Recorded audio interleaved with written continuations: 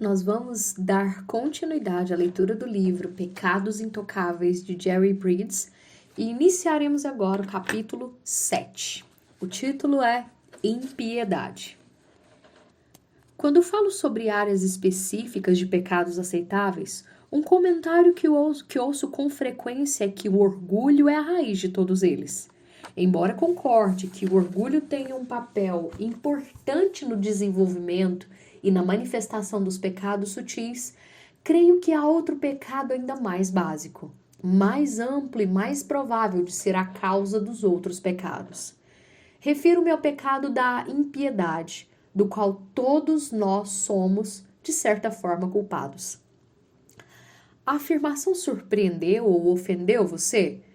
Não nos vemos como ímpios. Afinal, somos cristãos, não somos ateus ou perversos. Frequentamos a igreja, não cometemos pecados escabrosos e vivemos de modo digno. Em nosso entendimento, ímpios são aqueles cujas vidas são um poço de pecados. Como, então, posso dizer que todos nós cristãos somos, até certo ponto, ímpios? Em desacordo com o pensamento geral, impiedade e perversidade não são a mesma coisa. Alguém pode ser inescrupuloso e irrespeitável, e mesmo assim ser ímpio. O apóstolo Paulo diz em Romanos 1, verso 18: Pois a ira de Deus se revela do céu contra toda impiedade e injustiça. Observe que Paulo faz distinção entre impiedade e injustiça. Impiedade descreve a atitude contra Deus, enquanto injustiça se refere ao pecado cometido em pensamento, palavra ou ação. Um ateu confesso, ou mesmo alguém com uma mentalidade secular, é evidentemente ímpio. Todavia, há muitas pessoas decentes que também são ímpias, embora afirmem acreditar em Deus. Impiedade pode ser definida como viver sem pensar, ou pensar pouco em Deus, ou na vontade de Deus, ou na glória de Deus, ou na dependência de Deus. Não é difícil notar que a pessoa pode ter uma vida decente e ser ímpia, uma vez que Deus é irrelevante no seu dia a dia. Encontramos pessoas assim por todos os lados no decorrer de nossos afazeres diários. São pessoas simpáticas, educadas e caridosas, mas Deus está longe de seus pensamentos. Talvez até passem 1 hora por semana na igreja, mas vivem os outros dias como se Deus não existisse. Não são perversas, mas são ímpias. A tristeza é que muitos de nós que são cristãos vivem o dia a dia sem pensar muito em Deus, ou nem sequer pensamos. É até possível que leiamos a Bíblia e oremos por alguns minutos pela manhã, mas logo em seguida já nos detemos com os nossos afazeres e vivemos basicamente como se Deus não existisse. Dificilmente levamos em conta nossa dependência de Deus ou nossa responsabilidade para com Ele. As horas correm sem que pensemos um segundo em Deus. Nesse sentido, somos bem iguais ao nosso vizinho que é gentil e decente, mas não é salvo. Ele nunca pensa em Deus, e nós só pensamos nele de vez em quando. É impossível ler o Novo Testamento com atenção sem notar o quanto nossa vida está fora do padrão bíblico de piedade. Afirmei que dificilmente levamos em conta nossa dependência de Deus. Sobre isto, medite nessas palavras de Tiago.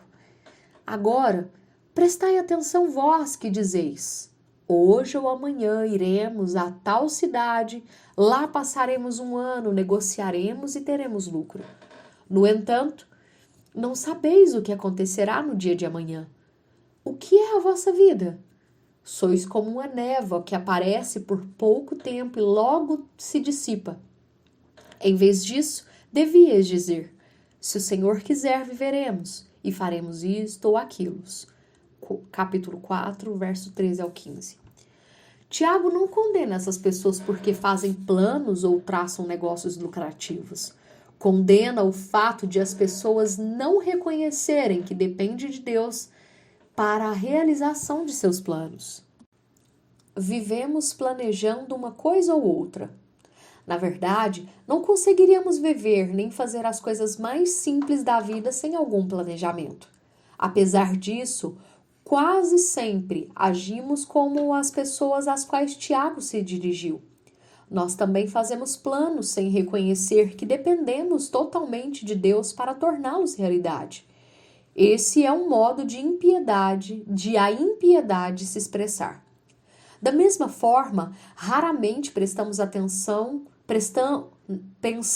na prestação de conta de nossos atos a Deus e na responsabilidade de vivermos conforme sua vontade moral revelada na Bíblia. Isso não significa que estejamos mergulhados em pecado. O problema é que dificilmente consideramos a vontade de Deus e, quase sempre, nos contentamos em evitar os pecados gritantes.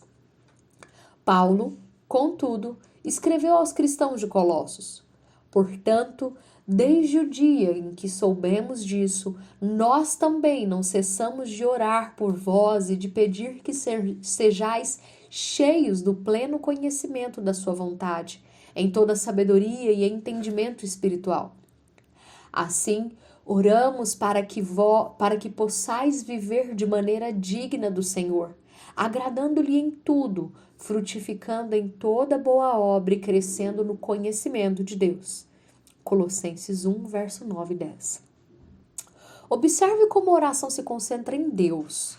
Paulo desejava que seus leitores fossem cheios do conhecimento da vontade de Deus, ou seja, de sua vontade moral. Desejava que vivessem de modo digno de Deus e agradando-lhe em tudo, e orava por isso. A oração centrada em Deus é assim. Paulo desejava que os colossenses fossem cristãos piedosos. Tenha em mente que os crentes de Colossos não eram super cristãos, eram pessoas iguais a nós, vivendo dia a dia em uma sociedade bem pior do que a nossa.